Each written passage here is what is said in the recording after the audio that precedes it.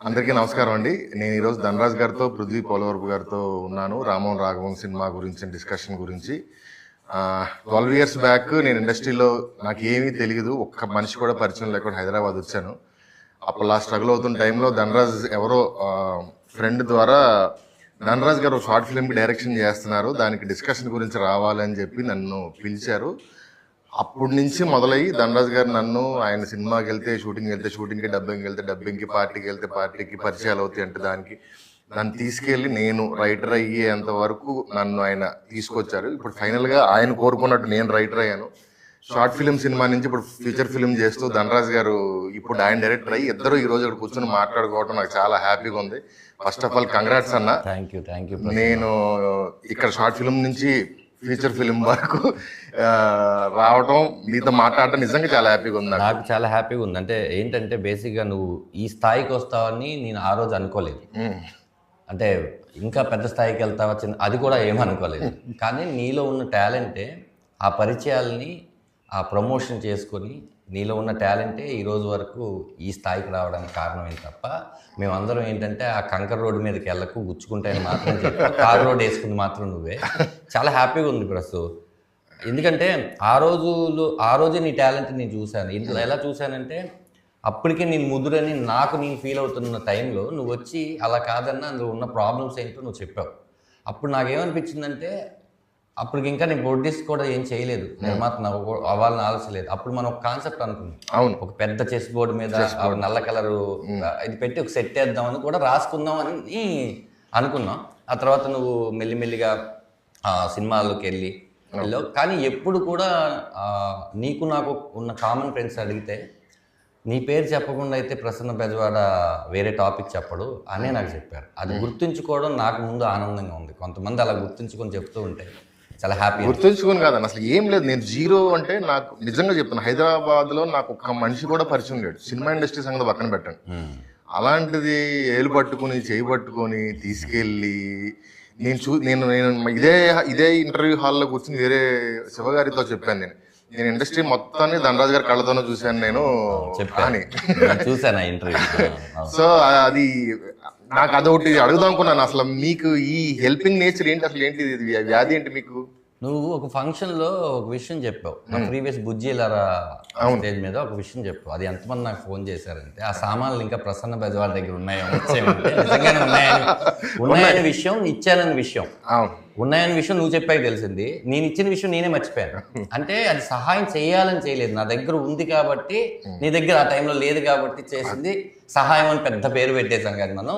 But మనుషులు నచ్చాలిగా, అదే ముందు ఆ వ్యక్తి ఎదుగుతాడని ఒక నమ్మకం ఉన్నప్పుడే మనం ఇప్పుడు ఈ సినిమా నేను బాగా డైరెక్షన్ చేయగలను, బాగా నటించగలను అన్నప్పుడు నా మీద డబ్బులు నేను ఖర్చు పెట్టాడు, లేకపోతే ఏదో సినిమా ఖర్చు పెట్టారు. అలాగే ప్రతిదానికి ఒక ఇన్సిడెంటే. నేను మీ నాన్నగారు వచ్చినప్పుడు, అంటే నువ్వు బాగా చదువుకున్నావు, నీ చదువుకి ఖచ్చితంగా 1 లక్ష రూపాయలు శాలరీ సంపాదించుకుంటావు అప్పట్లో. అలాంటి టైంలో మీ నాన్నగారు వచ్చి నన్ను అన్నారు, ఓ మాట అన్నారు. ఆయన ఏంటంటే తండ్రి స్థానంలో ఉంది అన్నారు. మా సినిమా కూడా తండ్రి కొడుకు సినిమా కాబట్టి ఆ తండ్రి గురించి చెప్తున్నాను. మా వాడు ఏం చదివాడో తెలుసా అంటే తెలియదండి అంటే అదేదో చెప్పాడు, అది కూడా తెలియదండి. జీవితం నాశనం అయిపోతుంది, ఇట్లా సినిమా అని తిరుగుతున్నారు, వీళ్ళ తర్వాత తమ్ముడు ఉన్నాడు, ఇవన్నీ చెప్పారు. నేను ఆ రోజు మరి ఓవర్ కాన్ఫిడెంట్గా చెప్పానా లేకపోతే ఏంటో తెలియదు, కానీ మీ వాడు ఇక్కడ 1 కోటి రూపాయల పైన రైటరు డైరెక్టర్ అవుతాడు చూడండి, అంత టాలెంట్ ఉంది, నేను నమ్మాను, మీరు నమ్మండి అన్న. ఆ ఒక్క మాటకి సరే చూస్తాను, ఒక 6 నెలలు అవ్వకపోతే ఇంక ఇంటికి వచ్చేయమన్నాడు. ఇంటికి వచ్చేయమన్న అతన్ని హైదరాబాద్ ఇల్లు కట్టి నువ్వే రప్పించేసుకున్నా. థ్యాంక్స్ ప్రసన్న. సరే ఇంకా మనం పరిచయాలు ఇవన్నీ పక్కన పెడితే, మజాకా మీది 26వ తారీఖు రిలీజ్ అవుతుంది.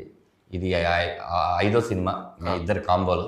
అన్ని సినిమాలు హిట్లు కొట్టేశారు, ఇది కూడా ఖచ్చితంగా హిట్ అవుద్ది, అవ్వాలి. ఎందుకంటే నా ఫ్రెండ్ రండా రాజేష్ కూడా ఉన్నాడు, సందీప్ కిషన్ కూడా హ్యాపీనింగ్. మన బ్యాచులర్ సాంగ్ చూశాను, టీజర్ చూశాను, చాలా బాగుంది. ఎందుకంటే నీ పెన్నులోనే తెలియకుండా నవ్వు ఉంటుంది, అది నువ్వు ఎలాగ నేర్చుకుంది.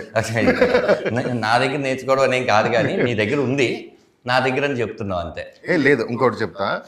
నేను డైరెక్టర్ అవుదామని వచ్చి ఏదో చేద్దామని తిరుగుతుంటే ఆయనే నాకు ఒకరోజు ప్రసన్న పలానా సినిమాలో ఒక కామెడీ ట్రాక్ అడిగారు, నువ్వు రాయమన్నా. నేను రాయడం ఏంటన్నా, నాకు రాకే, నాకు అది వేరే వాళ్ళతో రాయించుకున్నానంటే ఏదో ఒకటి ఆ పని వచ్చింది కదా, సినిమా నుంచి పని వచ్చినప్పుడు మనం కాదనకూడదు, అసలు ఏది వస్తుందో ఫస్ట్ నువ్వు ట్రై చేయన్నారు. అవును. ఆ ఫస్ట్ ట్రై చేసింది నాకు ఇంకా గుర్తుంది. మీకు ఇంటి దగ్గర వినిపించాను, మీరు విపరీతంగా హ్యాపీ ఫీల్ అయ్యారు. నెక్స్ట్ డే నేను జబర్దస్త్ షూటింగ్ వస్తే మీరు అప్పటికే వేణుకి, చంద్ర గారికి వీళ్ళు అందరూ చెప్పారు. అందరూ వచ్చి ఒకళ్ళ తర్వాత ఒకళ్ళు వచ్చి అందరూ అప్రిషియేట్ చేస్తున్నారు, ఇదే నా రైటింగ్ అంటే. అది నన్ను రైటర్ గా ఇనిషియేట్ చేసింది కూడా మీరే. అది నీకు గుర్తుంది. బట్ ఇది నీకు గుర్తుందో లేదో, ఒకరోజు ఒక పెద్ద హీరో నాకు ఫోన్ చేసి నీ దగ్గర ఒక మంచి రైటరు కావాలి ఉన్నారన్నావు అంటే, అవును చాలా బాగా రాస్తాడు అంటే, ఒక సినిమా అనుకుంటున్నాము, ఆ పేరు చెప్పండి అని అంటే, నువ్వు వెళ్ళాలా రాయాలా అని వెళ్ళావు. వెళ్ళి అక్కడికి వెళ్ళి నీకేదో ఎక్కలేదు అది కదా. నీకేదో ఎక్కకపోతే నువ్వు వచ్చి అన్న నాకు అది ఎక్కలేదు, అదేదో ఎలాగే ఉంది కాదు, అది పెద్ద హీరో, ముందు నువ్వు ట్రై చేయి బాగుంటుంది అంటే అప్పుడు నువ్వు రాశావు. అది మంచి హిట్ సినిమా అయింది. తర్వాత అందులో నీది ఎంత ఉంది ఏంటనేది పక్కన పెడితే అయింది, గుర్తుంది. తర్వాత దళం సినిమాకి జీవన్ నువ్వు బుల్లెట్ మీద డైలాగ్ రాసింది నాకు ఎన్నిసార్లు చెప్పాడంటే, మొన్న కూడా కలిసినప్పుడు చెప్పాడు. ఈ రోజు ఇతను ఈ స్థానంలో ఉన్నాడని అందరికి తెలుసు, కానీ ఆ రోజే అర్థమైంది అతను డైలాగ్స్ విలువేంటో అని. ఎందుకంటే అప్పటికప్పుడు చెప్పినాయి. లొకేషన్ లో చదువుతుంటే కూడా ఆ హీరో క్యారెక్టర్ చెప్తూ ఉంటే నవీన్ చంద్ర ఇలా ఉన్నాయండి మావిడ రాసింది, నేను మళ్ళీ రాయలేదు అలాంటి డైలాగ్ ఇప్పుడు. అంటే అంత కమర్షియల్ సినిమాలలో నువ్వు కామెడీ ఎంటర్టైన్మెంట్ చేసుకుంటున్నావు కాబట్టి ఇది ఒకవేళ ఆ సినిమా వస్తే అంతే సినిమా బట్టే ఎస్ అది మజాకా వస్తుంది 26 డెఫినెట్ గా ఆ సినిమా బాగుండాలి. మేము కొంచెం 4 రోజుల ముందు 5 రోజులు ఫిబ్రవరి 21 మీరు వస్తున్నారు. అయితే నాకు ఏంటంటే, మీరు యాక్టింగ్ చేస్తుంటారు, సడన్ గా మధ్యలో ప్రొడ్యూసర్ అంటారు, మళ్ళీ మధ్యలో సడన్ గా డైరెక్టర్ అంటారు, ఎందుకు అలాగా ఉండి అటు ఇటు షిఫ్ట్ అవుతుంటారు? దీని ఏదో పెద్ద నేరం చేసినట్టు. అంటే ఏం లేదు ప్రసన్న, నాకున్న చదువుకి, నేను చదివిన 9వ తరగతి 10వ తరగతి మధ్యలో చదువుకి నాకు వేరే జాబ్ రాదు ప్రసన్న. నేను కమెడీని అయిపోదామని ఇండస్ట్రీకి వచ్చాను చెప్తే చాలా పెద్ద అబద్ధం. ఎందుకంటున్నానంటే 80s పుట్టిన వాళ్ళు ఎవరు కూడా చిరంజీవి గారి ఫ్యాన్ కాదంటే ఎంత పెద్ద అబద్ధమో ఇది కూడా అవుదాం ఉంది. నేను హీరో అవుదాం అనుకున్నాను ప్రసన్న. ఎక్కడో మనం కమెడియన్గా జనాలు నన్ను ఆదరిస్తున్నా, ఎక్కడో తెలియకుండా మైండ్ సెట్లో మనం వచ్చింది అది కదా, ఒకటి చేసేద్దాం అనుకుని నేను అలా దాన్ని నెరవేర్చుకోవడం కోసం వచ్చిన ఆపర్చునిటీని వినియోగించుకున్నాను. అవి ఆడలేదు, రైట్ కథలు ఎంచుకునే ఆ మైండ్ సెట్ అప్పుడు నాకు లేదు, ఏదో జరిగిపోయింది. అలా కొంత డ్యామేజ్ కూడా నాకు అయింది. అయినా కూడా నీలాంటి వాళ్ళు ఎవరో గుర్తించి లేదన్నా నువ్వు రైట్ ట్రాక్లోకి వెళ్ళాలి, నువ్వు తప్పిపోయావని చెప్పి మంచి క్యారెక్టర్ రాసి మళ్ళీ చేశాను. నేను ఎందుకు ప్రొడ్యూసర్ అవ్వాలనుకుంటున్నాను అంటే దానికి ఒక బలమైన కారణం ఉంది. మన లక్ష్మీ మంచి గారిది పిలవని పేరెంట్ మన సినిమా నాకు ఓపెనింగ్ అయ్యి అదే రోజు ఆగిపోయింది. ఆ సినిమా జరగలేదు. చాలా హోప్స్ పెట్టుకున్నాను నేను ఇండస్ట్రీ నుంచి. అప్పటికే చాలా ఆవిడ పెద్ద యాక్టర్స్, ఆవిడ పక్కన ఆవిడ యాక్సెప్ట్ చేసింది నన్ను అన్నప్పుడే నాకు ఎంతో హ్యాపీ అనిపించింది. రాఘవేంద్ర గారి క్లాపు, ఇండస్ట్రీ అంతా మాట్లాడుకుంది ధనరాజు మెట్టికి ఎదిగాడని. ఆ ప్రొడ్యూసర్ గారి దగ్గర డబ్బులు లేక ఆయన ఏమనుకున్నారు, ఓపెన్ అవ్వగానే డిస్ట్రిబ్యూటర్లు డబ్బులు ఇస్తే సినిమా తీద్దాం, ఇలాంటి కొంత బ్యాచ్ వస్తారు. ఆ తర్వాత నేను ఆ కాల్స్ తట్టుకోలేకపోయాను. ఆగిపోయిందంట కదా, ఇలాంటి కొంతవరకు తీసేశారంట కదా, ఇలా అవుతున్న టైంలో సర్లే అనుకుంటే మళ్ళీ ఒక ఆయన వచ్చి సచ్చినోడి ప్రేమ కదా అనే సినిమా నువ్వే కరెక్ట్గా ఉంటావు, నీ పర్సనల్ బాగుంటుంది అంటే, సరే ఇక్కడ ఆగిపోయింది, దేవుడు ఎక్కడో ఇక్కడ ఇచ్చాడు అనుకుంటే అది ఓపెనింగ్ రోజు ఆగిపోయింది. సేమ్ ఇలాగే నాకేంట్రా ఓపెనింగ్ లాగా వెళ్తున్నాయి, ఆగిపోయింది ఏంటని కనుక్కుంటే, నీతో సినిమా తీస్తే లాస్, అసలు నిన్నెవడు చూస్తాడు, నీ ఫేస్ ఏంటి, నీ ఇదేంటి అనగానే డైరెక్టర్ గొడవ పెట్టేసుకున్నాడు. కావాలంటే ఇదే కథ వేరే హీరోతో చేద్దామంటే, నేను ధనరాజ్ అనుకున్నాను, నాకు కథలో ధనరాజే కనపడుతున్నాడు, నేను అట్లా ఇవ్వలేను అన్నాడు. సరే నా ముందు అలా చెప్పాడేమో అనుకుని నేను వచ్చేసాను. కట్ చేస్తే నాకున్న బిజీలో నేను కమెడియన్గా ఎదుగుతూ ఈ జబర్దస్తులు ఇవన్నీ చేసుకుంటూ కొంచెం హ్యాపీగా ఉన్నాను. ఆయన ఏం చేస్తున్నారంటే ఆ కథ పట్టుకుని తిరుగుతున్నారండి అన్నాడు ఒక మేనేజర్, కామన్ మేనేజర్. కథ పట్టుకుని తిరగడం ఏంటి, ఆయన పలానా ఛానల్లో లేదండి, అది కూడా మానేశారు, మీతోనే సినిమా తీస్తా అంటున్నారు, ఎంతమంది ఎన్ని ఆఫర్స్ ఇచ్చినా, ఒక ఆయన కారు కొనిస్తా అన్నాడు, ఒక ఆయన ఇల్లు కొనిస్తా అన్నాడు, లేదు నాకు ధనరాజు ఓకే, ఈ కథకి మీకు ఓకే అయితే చేస్తాను. తిరుగుతున్నాడంటే నాకు బాధ అనిపించింది. నేనేదో అలా వదిలేసి వచ్చేయంటే అప్పుడు నేను సరే మన దగ్గర కొంత అమౌంట్ ఉంది, జబర్దస్త్ చేస్తున్నాం, ఎపిసోడ్కి ఇంత వస్తుంది, చిన్న అమౌంటే కదా అని, సార్ నా దగ్గర సచ్చినోడు ప్రేమ కథ తీసేంత డబ్బులు లేవు, ఇంకో కథ ఏదైనా చేద్దాం అనగానే ఒక చిన్న మినిమం బడ్జెట్, ఆయన 50 అన్నాడు, నేనే కొంచెం ఒక 80 వరకు చేద్దాం సార్ అని నా ఫ్రెండ్స్తో కలిపి అలా నేను ప్రొడ్యూస్ చేయాల్సి వచ్చింది. నేను ఎందుకు అడిగానంటే ఇప్పుడు యాక్టర్గా మీరు ఒక అమౌంట్ తీసుకుంటూ హ్యాపీగా వెళ్తుంటుంది లైఫ్. అవును, మీరు ప్రొడక్షన్ చేసినా డైరెక్షన్ చేసినా అది 1 year పాటు వచ్చేది ఆగిపోగా మనకు కొత్తదిగా రాకపోగా మళ్ళీ ఖర్చు దీని ప్లస్ ఎదురు ఖర్చు పెట్టుకొని దీని ప్లస్లు దీని మైనస్లు దాని తాలూకు లగేజ్ మన మీద పడి స్ట్రగుల్. ఎందుకంటే మా ఫాదర్ ఎలా అయితే నాకు వీడు ఇంజనీరింగ్ చేశాడు శుభ్రంగా జాబ్ చేసుకుంటే బాగుండేది అని అనుకుంటాడు, అలాగే నేను ఒక వెల్విషర్గా హ్యాపీగా లగ్జరీగా ఉండాల్సింది పోయి ఈయన ఎందుకు టెన్షన్ పడుతున్నాను నా పాయింట్. అందులో మీరు ఇది అవ్వాలి ఇది అవ్వకూడదు అనేది కాదు, అది ఉద్దేశం లేదు. సో ఇప్పుడు ఫైనల్ గా అది కూడా వదిలేసి ఇప్పుడు ఇందులోకి వచ్చారు. దీనికి ఏంటి రీజన్, ఏం లాగింది రామం రాఘవంలోంచి? రామం రాఘవం శివప్రసాద్ యానాల్ గారిది కథ, విమానం దర్శకుడిది కథ. ఆయన నాకు 5-6 కథలు చెప్పారు, అంటే నాకని కాదు ఎలా ఉన్నాయో చెప్తాం కదా అందరికీ. చెప్పినప్పుడు నాకు ఈ కథ చాలా బాగా నచ్చేసింది. ఆఫ్టర్ విమానం తర్వాత ఇది ఆయన సెకండ్ సినిమా డైరెక్షన్ చేస్తారేమో అనుకున్నాను, కానీ ఆయన వేరే కథ ఏదో రాసుకుంటున్నారు అన్నప్పుడు సేమ్ తండ్రి కొడుకుల కథే మళ్ళీ నేను డైరెక్షన్ చేయకూడదని ఒక రూల్ పెట్టుకున్నప్పుడు నేను అడిగాను, ఇచ్చారు. ఈ క్యారెక్టరు అంటే ఎప్పుడో వస్తాయి ప్రసన్న, అంటే కథకుడిగా నీకే ఎక్కువ తెలుసు, అన్నిసార్లు ఇలాంటి క్యారెక్టర్లు పుట్టవు. అది కాకుండా నాకు యాక్ట్ చేసుకునే స్కోప్ ఉన్నది, నన్ను నేను నిరూపించుకునే స్కోప్ ఉన్న క్యారెక్టర్ రాయడం తక్కువ. నా స్వార్థం కోసమే ఆయన అడిగాను, బట్ ఆయన ప్రేమతో నాకు ఇచ్చారు.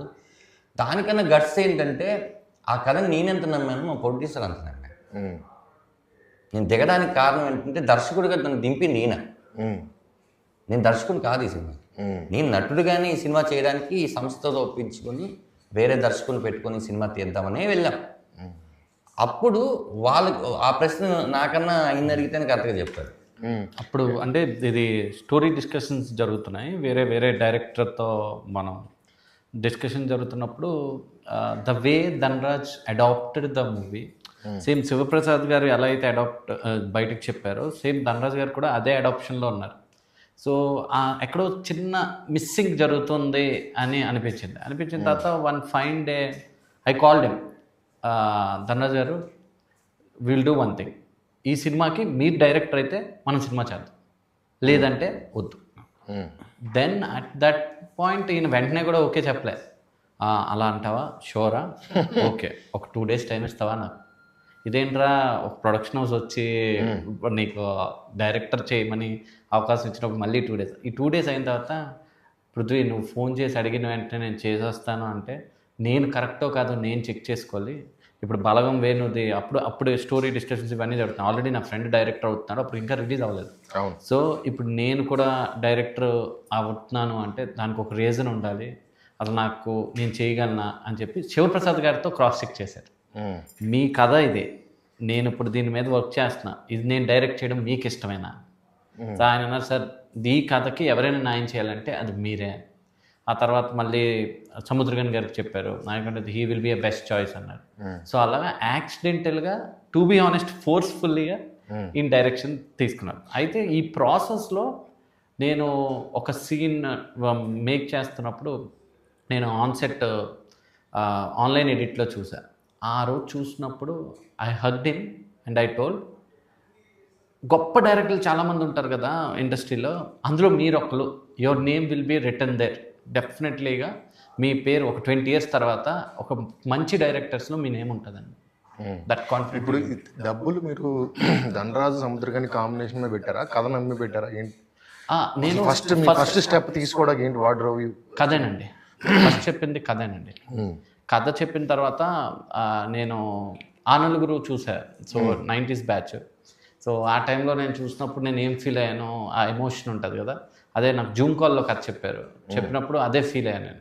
ఆ కథ చెప్పిన తర్వాత దాని మీద ఒక 8 to 9 months వర్క్ చేసాం స్క్రిప్ట్ మీద, ఎక్కడెక్కడ ఎలా ఉండాలి ఏంటి అని చెప్పేసి.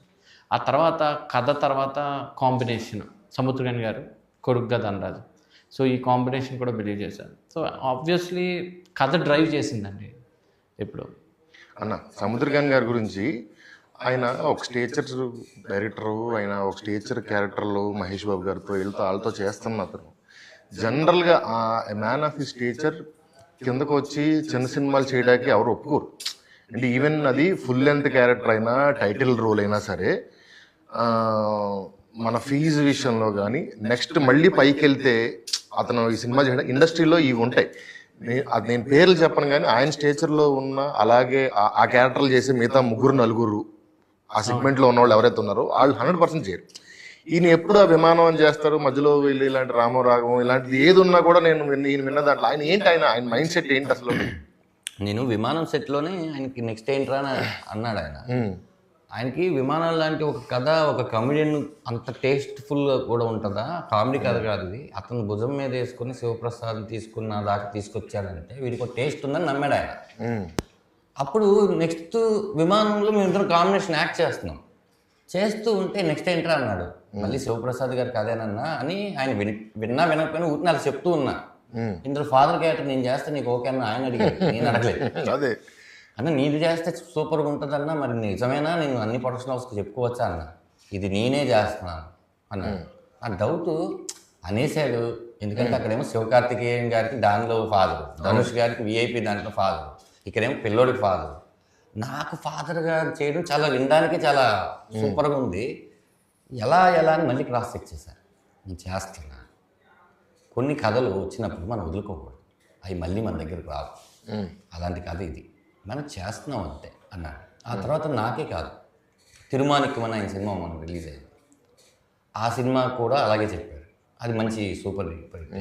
ఆయన ఒప్పుకుంటున్న టైంలో బ్రో షూటింగ్ జరుగుతుంది. మనం బ్రో సెట్లో కలుద్దాం.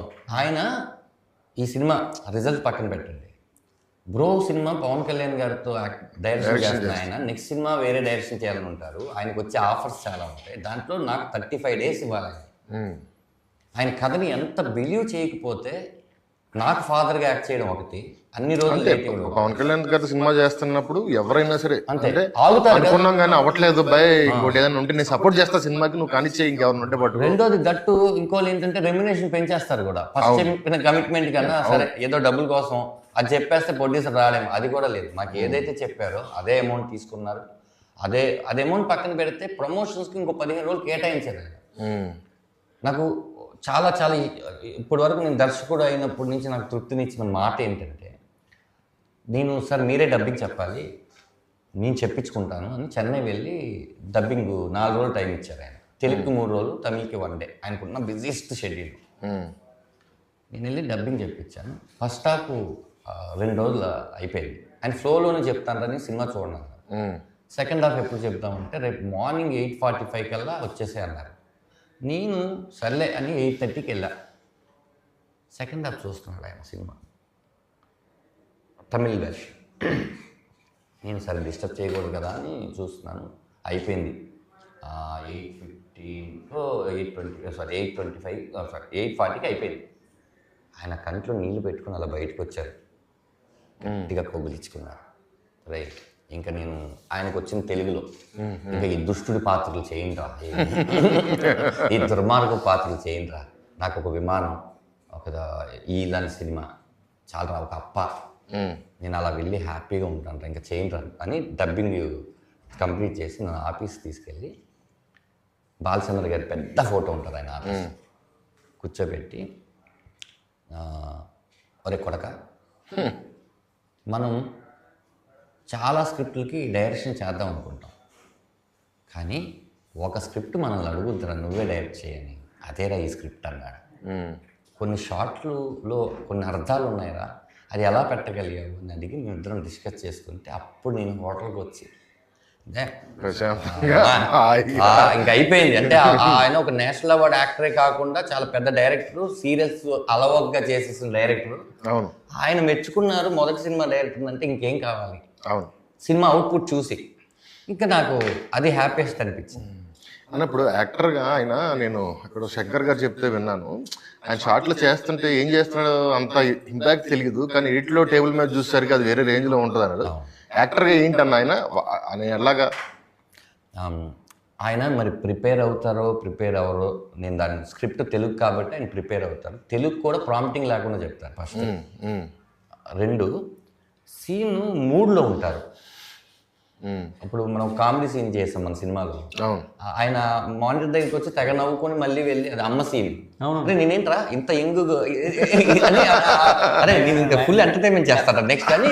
నెక్స్ట్ ఎమోషన్ సీన్లో కూడా ఆ నైట్ షూట్స్ ఈ టైంలో కూడా బయటకు వెళ్ళిన తర్వాత ఇలా ఉండేవాడు. అన్న ఏంటి అంటే మూడ్లో ఉన్నారా నేను అంటే ఆయనకి తెలియదు అది అలా ఏమైంది ఒంట్లో బాగాలేదా ఏంటి బయట చలేస్తుందా. ఆయనలో ఉన్న పెద్ద ఎక్స్ప్రెషన్ చెప్పేది ఏంటంటే బాగా నచ్చిందని మనకు అర్థం అవడానికి ఇప్పుడు ఆయన ఒక శాల్వా వేసుకొని చలికాలం షూటింగ్ నేను ప్రతిరోజు మేము 6 రోజులు షూట్ చేయాలి కానీ మాకు బిహెచ్ఎల్ హౌస్ 4 రోజులే దొరికింది.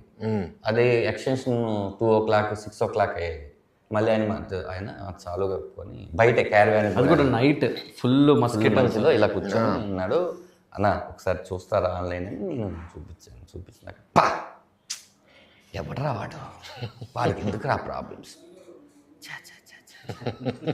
వద్దరా ఉండకూడదురా అని ఎప్పుడైనా నేను హ్యాపీగా ఉన్నప్పుడల్లా అరే వద్దరా ప్లీజ్.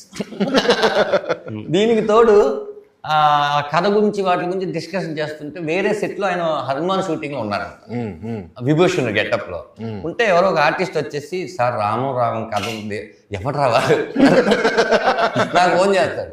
మేము క్రాస్ చెక్ చేసుకోవడం కోసం కొంతమంది రివ్యూ రైటర్స్కి పేరు వద్దు సినిమా చేసాం.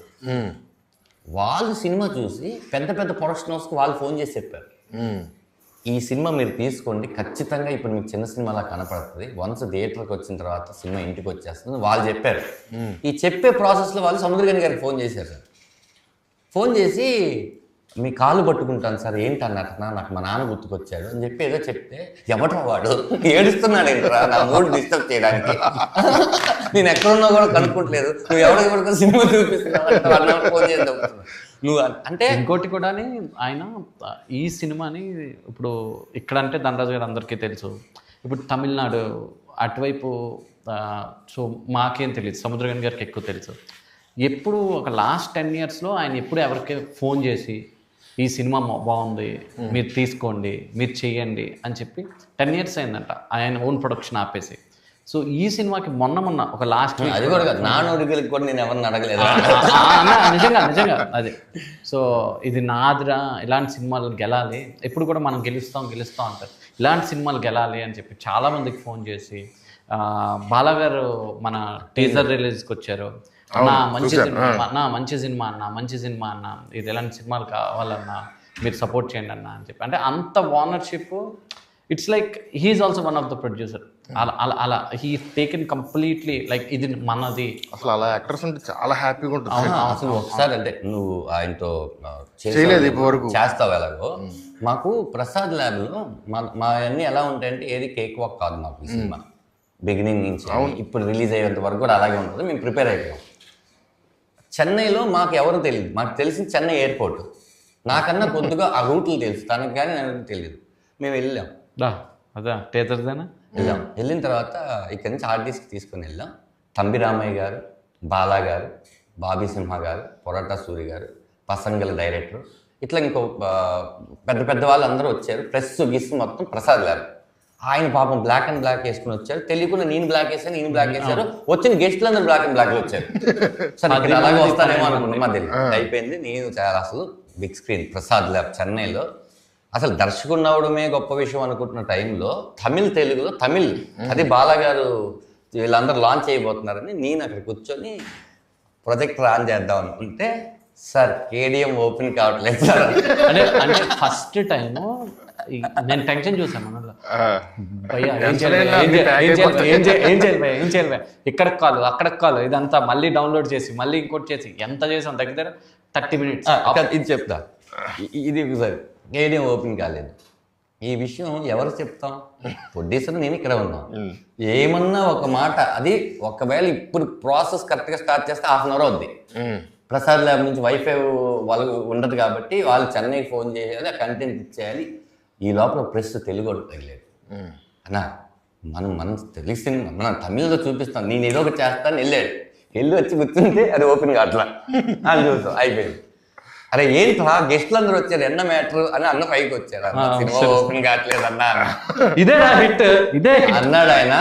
ఇక్కడ ఫస్ట్ టైం ఉన్న సినిమా కంటెంట్ ఓపెన్ కాకపోతే సూపర్ ఓపెన్ అలా అయిందట కొన్ని సినిమాలు. నేను అసిస్టెంట్ డైరెక్టర్ గా ఉన్నప్పుడు నేనే ఇలా ఏం టెన్షన్ పడితే ఎంతసేపులో వద్దో చెప్పు అన్న ఫస్ట్ అంటే ఒక 15 నిమిషాలు చచ్చి అందుకే అన్నీ వెళ్ళాడు 30 నిమిషాల తర్వాత వచ్చాడు. ఫస్ట్ లో ఉన్న హ్యాపీనెస్ తగ్గి ఏంట్రా వాళ్ళ గారు వీళ్ళు గారు అంటే అన్నంటే లక్కీగా అది చెకింగ్ కోసం నా మొబైల్ పంపించుకున్నాను. అక్కడ వేయాల్సింది 4K బట్ నా మొబైల్ MP4 ఉంది. సరే అయితే ఏంది ఏదో ఒకటి ఏంటి అంటే అది పెట్టి తన ల్యాప్టాప్లో పెట్టి మొత్తానికి చేసి వేస్తే అది 4K లాగా వచ్చింది. ఏంటి వాళ్ళు 4Kనే చేసి పంపించారు 1080 వచ్చింది. అంతా నేను ఇట్లా వణికిపోతున్నాను టెన్షన్ ఫుల్ ముందే అయిపోద్దేమో అని. అయితే మనం ఏదో చెప్పుకోవచ్చు తెలుగు అక్కడ మనకు మీకోసం ఇంత టైం ఎందుకంటే బాలాగారు అప్పటికి ఫంక్షన్స్కి వచ్చి 1 year దాటిందంట. ఆయన ఫంక్షన్కి వెళ్దంట. వచ్చి రావడం వాళ్ళందరూ సినిమా గురించి మాట్లాడి ఇచ్చేసారు. దానికి ఒక సముద్రకన్నా ఇంకా అంటే ఆ పెద్ద ఆయన కాలు పట్టుకోవడం ఒక్కటే తప్ప. అప్పుడు నాకు అర్థమైంది అమ్మ మనం లేదు కంప్లీట్ ఓనర్షిప్. ఆయన మన తమిళ్లో నా బ్యానర్ వేద్దాము ఇది చేద్దాం అంత ఆలోచనలో వన్స్ ఇన్ని హ్యాపీయెస్ట్ థింగ్స్ నువ్వు అడిగావు కాబట్టి ఈరోజు చెప్పాను. ఇవన్నీ ఎవరికి తెలియదు. హ్యాపీనెస్ ఉంది, ఎంత సాడ్ ఉంది, ఎంత బాధ ఉంది. అందుకే నా కేక్ వాక్ లాగైతే ఈ సినిమా జరగలేదు. ఎప్పుడూ మీ plan successful film cake walk తీసుకోదు, అసలు ఏ ఫిల్మ్ తీసుకోదు, ఫస్ట్ కేక్ వాక్ సక్సెస్ అవుద్ది.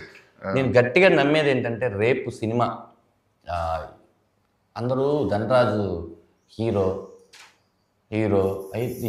ఏంటి ఆడికి అంటున్నారు. ఇందులో సముద్రకని గారు తండ్రి, ప్రమోదిని గారు తల్లి, వాళ్ళిద్దరి మధ్య పుట్టిన కొడుకు కథ ఇది. ఈ సినిమాకి హీరోయిన్లు ఎవరంటే నాకు ప్రమోదిని గారు, సముద్రకని గారే.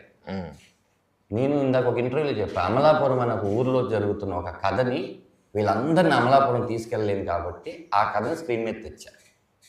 ఓకే, ఈ సినిమా చూసిన తర్వాత డెఫినెట్గా ఈ రాఘవ అనే క్యారెక్టర్ ధనరాజ్ 100% బాగా చేశాడు అని పేరు తెచ్చుకోవడం కోసం నేను అనుక్షణం డైరెక్టర్ ధనరాజ్ని తిట్టేవాడిని, నాతో బాగా చేయించాను. అలాగే చేయించుకున్నాను. నాకు తెలిసి మేమనుకుంటున్న రిజల్ట్ ఇంకా మాకు ఎవ్వరు లేరు. మాకున్నది ఒక మీడియా, జనాలనే నమ్మాం. ఇంకా ఇండస్ట్రీలో మేము ఎవరిని నమ్మలేదు. వై బికాస్ చూసేసాం. ఎవరు కూడా ఒక్క ఎంకరేజ్ కూడా చెప్తారేమో విందాం అనుకుంటే మాకు ఇప్పటివరకు చెప్పలేదు. అది నాకు చెప్పినా కూడా నేను దాయగలను. డైరెక్టర్ ప్రొడ్యూసర్కే చెప్పాడు. మా ఇద్దరు ఎవరికి చెప్పినా ఇద్దరం అది చెప్పేసుకుంటాం. అంటే ఇప్పుడు ఫ్యాక్ట్స్ మనం యాక్సెప్ట్ చేయాలి. ప్రొడ్యూసర్ డైరెక్టర్ పేజీలో లేకపోతే అంతే. తను మాత్రం ఎక్కడో డిసప్పాయింట్ అయ్యి అబ్బా అనుకున్నాడు అనుకో, నేను అసలు ఇంక ముందుకు ఏమీ తీసుకురాలేను. ఇప్పటి వరకు మనం వచ్చాము, ఇక్కడ నుంచి కూడా మేము చెడ్డ సినిమా మేము 100 సార్లు సినిమా చూస్తుంటాం. 100 సార్లు మేము ఏ హై ఫీల్ అయ్యామో అదే కనిపించింది. ఈ 100లో ఒక్కసారైనా సరే ఎక్కడో తప్పు జరిగింది అని అనిపించుంటే ఈ సినిమా ఎప్పుడో రిలీజ్ అయిపోయేది, 1 డేట్లోనూ 2 డేట్లలో. 2 రోజులు ఆగి మంచి డేట్ కోసం వెయిట్ చేసే వాళ్ళం కాదు. నాతో జీ ప్రసాద్ గారు సార్ ఇది తీసుకుంటున్నప్పుడు అడిగితే ఎలా ఉందన్నా, సరే ఏంటి పరిస్థితి అన్న. ఆయన అన్నాడు, విమానం ప్రమోషన్స్ జరుగుతున్నప్పుడు ధనరాజు గారికి ఏం సంబంధం లేదు, కానీ ఇండస్ట్రీలో చాలామంది ఆర్టిస్టులని, చాలామంది టెక్నీషియన్ని ఆయన తీసుకొచ్చి షోలు వేసి చూపించి వాళ్ళతో మాట్లాడి ఆయన ప్రమోషన్ చేసిన విధానం నాకు చాలా హ్యాపీ అనిపించి స్టేజ్ దిగుతూ అన్నాను, నేను ధనరాజు నీకు హెల్ప్ చేసే రోజు నాకు రావాలని కోరుకుంటున్నానని ధనరాజుకి చెప్పాను.